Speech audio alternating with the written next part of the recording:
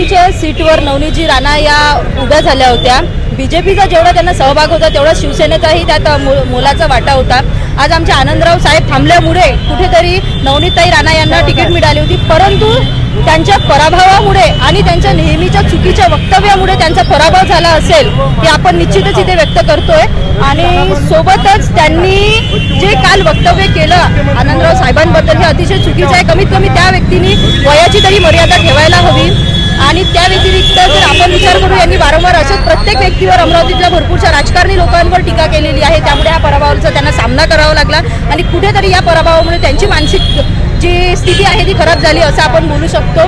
तर त्यामुळे आम्ही त्यांचा आज इथे जाहीर निषेध करतो। या संदर्भात मुख्यमंत्र्यांची काही अवगत करून दिलेलं आहे का याविषयी? आम्ही मुख्यमंत्री साहेबांना भेटायला जाणार आहे या संदर्भात, कारण जेव्हा आनंदरावजी अडसूळ साहेब यांनी बॅकफूट घेतलं तेव्हाच नवनीतताईंना तिकीट देण्यात आलेली होती, नाहीतर दावेदारी ही अडसूळ साहेबांची अमरावतीला होती आणि शिवसेना हा अमरावतीचा बालेकिल्ला आहे। तर त्यामुळे ही तिकीट आमची तरी इच्छा होती शिवसेनेला द्यायला हवी होती आणि कुठेतरी आनंदराव साहेबांचा आज विजय झाला असता तर ही शिवसेनेची तिकीट जर यावेळेस साहेबांना दिली असती।